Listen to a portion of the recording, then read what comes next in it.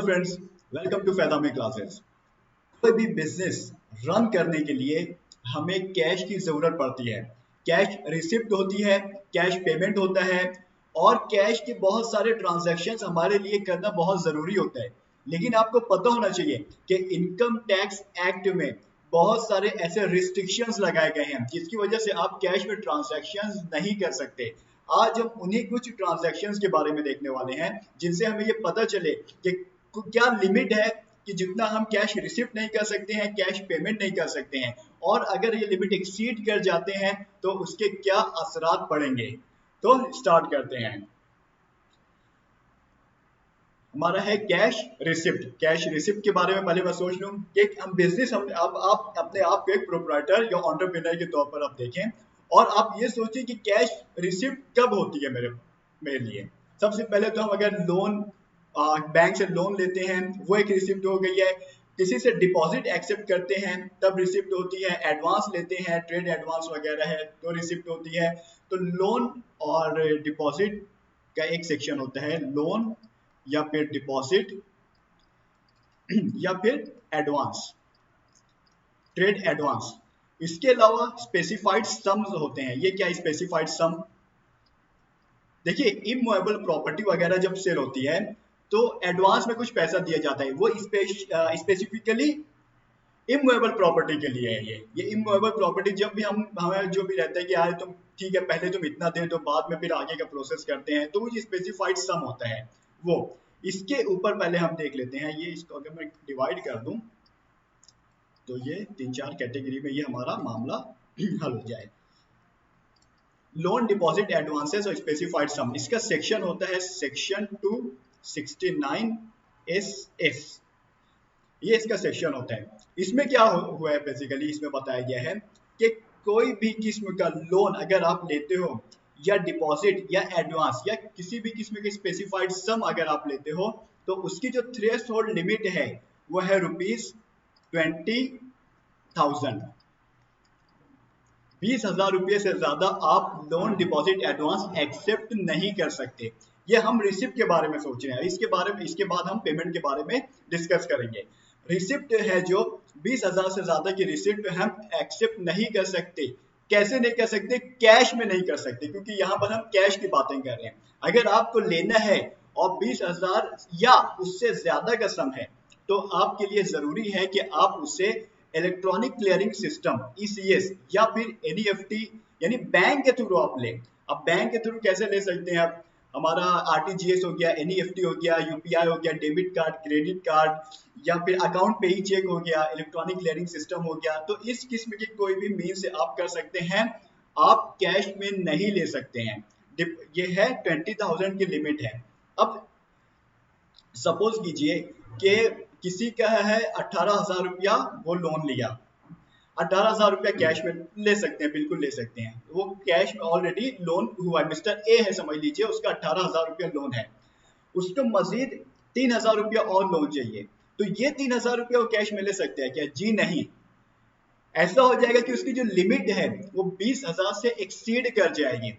तो भी हम जैसे ही लिमिट 20,000 से एक्सीड करने वाली होती है तो कैश का जो ट्रांजैक्शन वहां पर उस पर आप क्रॉस मार दें, वो नहीं कर सकते।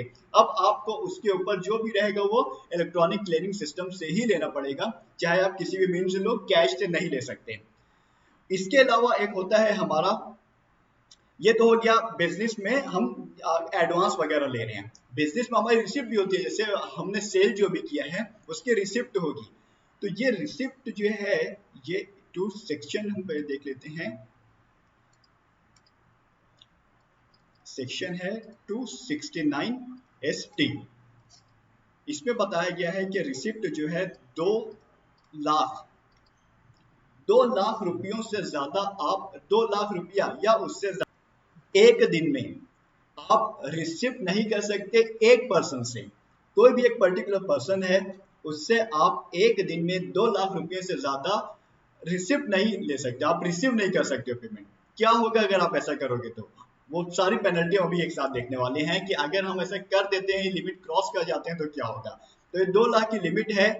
और इसमें आप ये बात बहुत अच्छी से ध्यान रखें कि इसमें 3 कंडीशन जो है कि 2 लाख कैसे होगा। एक तो ये पहले है कि सिंगल पर्सन, एक पर्सन से नहीं ले सकते आप, एक इनवाइस के अगेंस्ट में नहीं ले सकते। मतलब अगर आपने एक इनवाइस इश्यू कर रखी है 2,50,000 की, अब वो 50,000 करके कैश दे रहे हैं आपको, जी नहीं, आप तब भी नहीं ले सकते। एक इनवाइस अगर 2 लाख के ऊपर है तो आपको बहरहाल उसको बैंक से या अदर देन कैश किसी मोड से लेना पड़ेगा, बैंक या यूपीआई, ऐसा कोई भी मोड के वो जो ट्रैक है गवर्नमेंट उस पर नजर रख सके, गवर्नमेंट को पता चले कि कहाँ से पैसा आ रहा है कहाँ जा रहे हैं। तो ये एक इनवाइस के अगेंस्ट में नहीं ले सकते, या फिर एक इवेंट के अगेंस्ट में। अब एक इवेंट के अगेंस्ट मतलब समझ लीजिए कि कहीं पे शादी है और वो शादी वाला क्या कर दिया कि वो 4 लाख का बिल दे रहा है, लेकिन वो कैसे कर रहे हैं कि यार चलो ठीक है एक ही बंदा है एक ही इवेंट है, लेकिन वो क्या करे, मैं डेकोरेशन का 1 लाख का अलग बिल बना के देता हूँ, चेयर्स और टेबल का 1 लाख अलग बिल बना के देता हूँ, और दूसरे और भी अलग अलग, इस तरह वो उसको ब्रेकआउट कर देता है क्या, चलो इसका 1 लाख अलग, इसका 1 लाख अलग, और अलग अलग वो देता है इनवाइस, 4 अलग अलग इनवाइस देता है, लेकिन चारों एक ही यानी एक ही कंपनी है या एक ही पार्टी है उसी को जा रहे हैं। तो ऐसा भी नहीं चलेगा। अगर एक इवेंट के अगेंस्ट में आपका 2 लाख रुपए से ज्यादा पैसा जा रहा है तो उसे भी बहरहाल आपको इलेक्ट्रॉनिक क्लियरिंग सिस्टम से ही देना पड़ेगा, आप उसको कैश में नहीं दे सकते। तो समझ लीजिए एक दिन में एक पर्सन से आप रिसीव नहीं कर सकते कितनी, 2 लाख की। एक इनवाइस जो 2 लाख के ऊपर की बनी है उसके अगेंस्ट में आप कैश रिसीव नहीं कर सकते। या फिर एक इवेंट है कोई भी और आपने इनवाइसेस अलग दी हैं और आपने अलग अलग दिनों में वो रिसीव की है, लेकिन वो एक ही इवेंट है कोई भी, तो उसके अगेंस्ट में भी आप 2 लाख से ज्यादा कैश रिसीव नहीं ले सकते, 2 लाख के उससे ज्यादा कैश रिसीव नहीं ले सकते। इन दोनों की पेनल्टी क्या है। अच्छा एक बात आप यहाँ पे ध्यान रखें कि लोन और एडवांसेस जो है बैंक वगैरह से भी हम लेते हैं तो उसका क्या, तो यहाँ पे एक्सेप्शन किया गया है। एक्सेप्शन क्या है, किससे किससे आप ले सकते हैं, तो ये हमारा हो जाता है बैंक हो जाती है, या फिर गवर्नमेंट के इंस्टीट्यूट, जो भी गवर्नमेंट के अदारे हैं, LIC वगैरह है, जो भी है गवर्नमेंट के, वहां से अगर हमें रिसिप्ट होती है तो वो ठीक है। या फिर हर वो इंस्टीट्यूट जिससे गवर्नमेंट ने ऑफिशियल गैजेट में नोटिफाई कर रखा हुआ है, तो ये नोटिफाइड जो इंस्टीट्यूट्स होते हैं, नोटिफाइड कहाँ पर, ऑफिशियल गैजेट में गवर्नमेंट ने अगर नोटिफाई कर रखा है, तो इन जगहों से आप 20,000 से ऊपर भी अगर रिसीव करते हो तो कोई इश्यू नहीं है, वो चल जाएगा।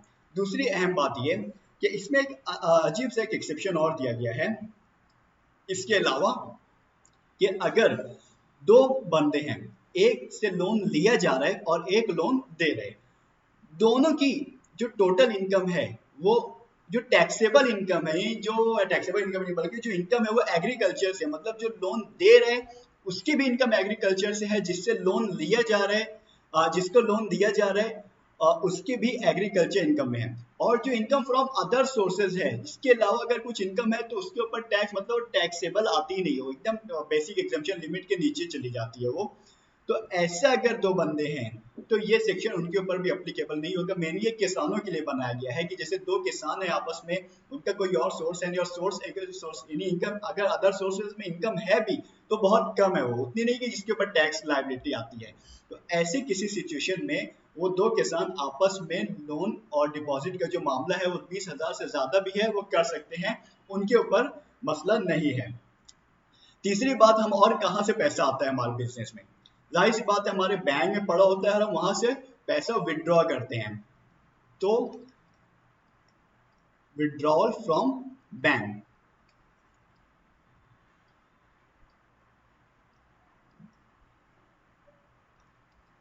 बैंक से हम जो विड्रॉ करते हैं यहां पर भी, लेकिन बैंक से जो विड्रॉल करते हैं ना, इसके एक अलग सेक्शन होता है, सेक्शन है 194N, ये सेक्शन लगता है।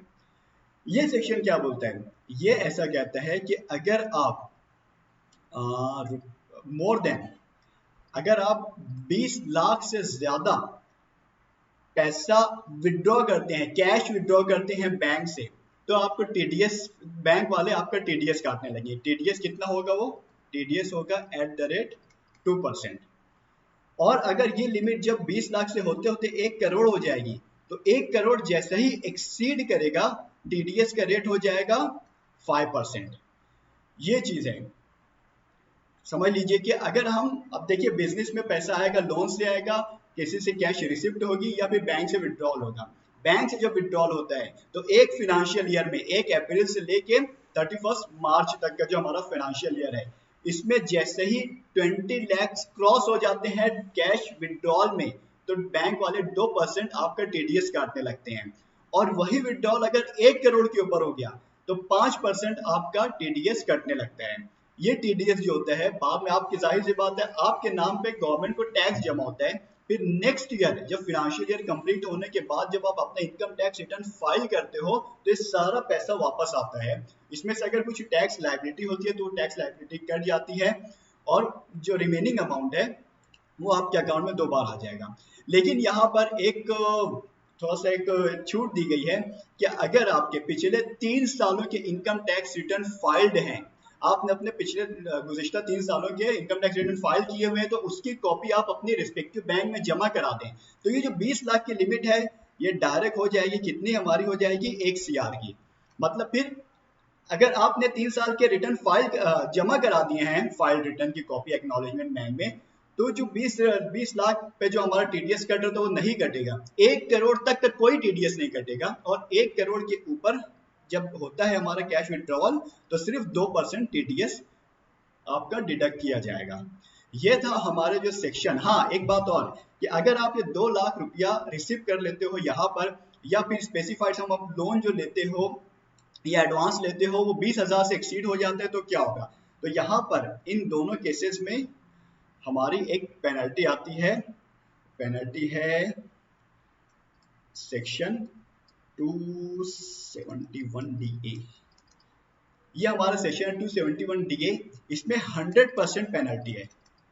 100% पेनल्टी यानी अगर आपने 2 लाख रुपया रिसीव किए हैं किसी से तो सीधे सीधे 2 लाख रुपया आपको गवर्नमेंट को पे करना पड़ेगा कि वो 100% पेनल्टी, मतलब आपके हाथ में कुछ नहीं आएगा। अगर आपने 50,000 रुपया लोन लिया है कैश में तो 50,000 गवर्नमेंट बोलेगी हमको दे दो भाई, पेनल्टी है हमारी, आपके हाथ में कुछ भी नहीं आएगा। गवर्नमेंट को पता कैसे चलेगा? ये एक इम्पॉर्टेंट बात है कि ठीक है, लेकिन अगर गवर्नमेंट को पता चल गया किसी वजह से, अब जैसे बास लोग क्या करते हैं कि ज़मीन खरीद लेते हैं और उसकी गवर्नमेंट वैल्यूएशन होती है 10 लाख रुपया, बाकायदा रजिस्ट्रार ऑफिस में जाके रजिस्ट्रेशन भी हो जाता है और सब नाम ट्रांसफर हो जाता है। पैसा तो बैंक से आ ही नहीं रहे, बैंक से आने का मतलब कैश में आया होगा। 10 लाख रुपया अगर आपने कैश में दिया तो फिर 10 लाख पेनल्टी लगा सकते हैं। इनकम टैक्स वाले अगर स्क्रूटनी निकाल देते हैं तो फिर वो लोग के पास पूरी इंफॉर्मेशन होती है, उसी के बेसिस पे ये सारे मराहिल तय किए जाते हैं। अब हम हमारा नेक्स्ट टॉपिक देखने जा रहे हैं कि पेमेंट। बिजनेस जब होता है तो पेमेंट भी किया जाता है, तो उसका क्या इफेक्ट पड़ेगा हमें क्या रिस्ट्रिक्शंस हैं इनकम टैक्स की तरफ से कि आप कितना पेमेंट नहीं कर सकते और आप अगर कैसे करते हो तो क्या होगा, तो उसके बारे में अब हम देखना शुरू करते हैं। पेमेंट्स होती हैं और आपको पता है यार बिजनेस में पेमेंट कहाँ कहाँ होती है। एक रेवेन्यू एक्सपेंडिचर होते हैं, एक कैपिटल एक्सपेंडिचर होते हैं और एक होता है लोन रीपेमेंट। आमतौर पे इन्हीं में हमारी जो भी एक्सपेंडिचर होता है, कैश एक्सपेंडिचर, इन्हीं में डिवाइड हो जाते हैं। रेवेन्यू एक्सपेंडिचर किसे कहते हैं, मैं यहाँ पर लिख देता हूँ पहले। रेवेन्यू एक्सपेंडिचर होगा या फिर कैपिटल एक्सपेंडिचर होगा या फिर क्या होगा, हमारा जो हमने लोन लिया है उसको रीपेमेंट करेंगे हम। और हाँ, एक बात और, कैश डिपॉजिट भी हम कर सकते हैं। बैंकों में कैश डिपॉजिट भी होता है ना, क्या आप बताते नहीं। कैश डिपॉजिट भी किए करते हैं हम बैंक्स में। तो ये समझ लीजिए कि हमारे ये 4 तरीके हैं जहां पर हम हमारा बिजनेस, जहां पे हम चलाते हैं जब हम बिजनेस, तो उसमें बहुत सारी चीजें, मतलब यहाँ पर हमें ध्यान देना चाहिए। कहाँ कहाँ? सबसे पहले अगर मैं देखूं रेवेन्यू एक्सपेंडिचर क्या होता है, जो डे टू डे लाइफ में जो मेरे एक्सपेंस होते हैं, जैसे परचेज ऑफ रॉ मटेरियल, एकदम रेगुलर फिनोमेनन है हमारा। उसके अलावा परचेज ऑफ रॉ मटेरियल, मैं यहाँ पे इसको लिख देता हूँ, रॉ मटेरियल परचेज। और उसके अलावा जो डे टू डे एक्सपेंसेस होते हैं हमारे, एक्सपेंसेस मतलब किसी को वेजेस दे देते हैं या फिर कुछ हमारे रिफ्रेशमेंट के लिए चाय वगैरह आती है तो उसका पेमेंट जाता है, इलेक्ट्रिसिटी बिल कभी कभी पे, जो भी हमारा जो रेगुलर एक्सपेंस है। एक रेगुलर परचेज होता है, परचेज ऑफ रॉ मटेरियल, एक रेगुलर एक्सपेंस होता है। ये दोनों चीजें रेवेन्यू एक्सपेंडिचर में आती हैं। तो इसकी जो लिमिट हमारे पास है कि एक्सपेंडिचर जो है हमारी जो लिमिट है वो है सेक्शन 40A सब सेक्शन 3 में, और अमाउंट है ₹10,000। 10,000 रुपये से ज्यादा आप एक दिन में,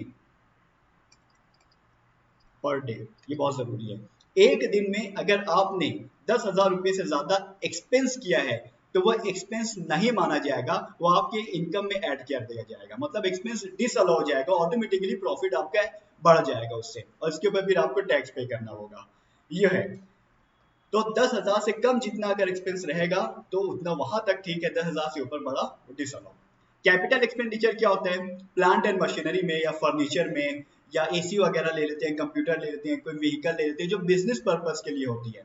तो अगर हम कोई भी ऐसी चीज लेते हैं जो कैपिटल एक्सपेंडिचर हो और उसके ऊपर 10,000 से ज्यादा कैश एक्सपेंस करते हैं, तो हमें जो इसके ऊपर जो डिप्रिसिएशन मिलता है, आपको पता होगा कि इनकम टैक्स में हम जब बिजनेस करते हैं तो हमारा जो कैपिटल असेट होता है उस पर डिप्रिसिएशन हम क्लेम कर सकते हैं। तो ऐसी सिचुएशन में अगर हमने 10,000 से ज्यादा कैश पेमेंट किया हुआ है किसी भी असेट को परचेज करने में, तो वो असेट वो एक्सपेंस माना ही नहीं जाएगा।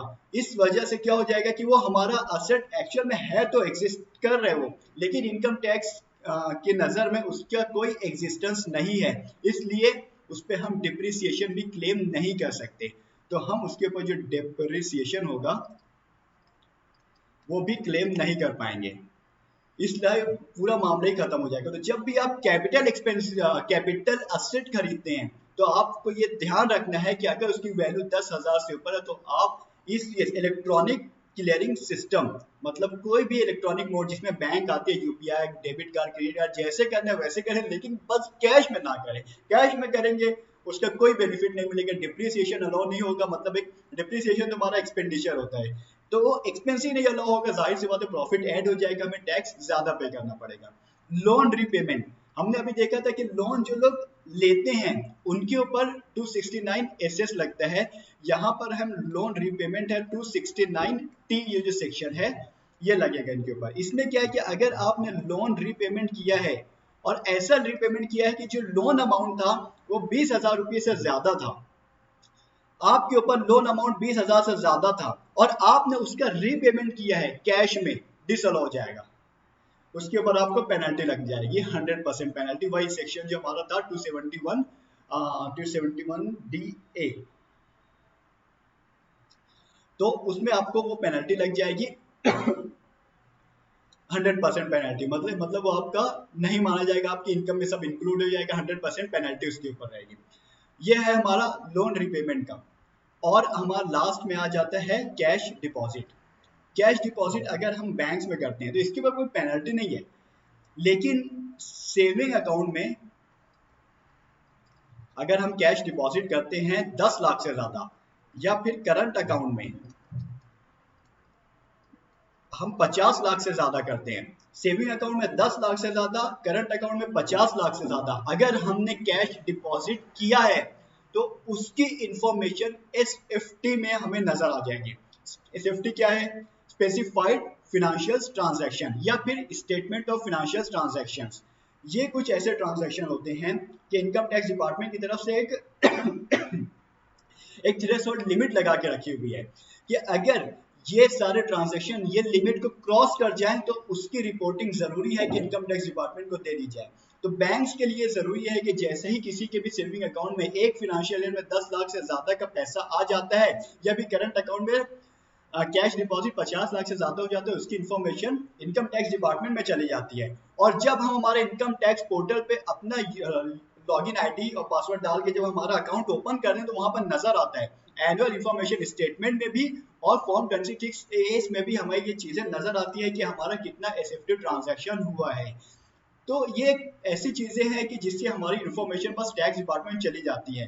अब ये उनके ऊपर है कि वो हमारी छानबीन करें, स्क्रूटनी वगैरह निकालें, नोटिस वगैरह इश्यू करें या ना करें, या इनकम टैक्स रिटर्न देखकर केस क्लोज कर दें, ये सब उनके ऊपर है। लेकिन कैश डिपॉजिट करने का एक जो असर होता है वो ये भी है कि हमारी इंफॉर्मेशन वहां पर जा रही है।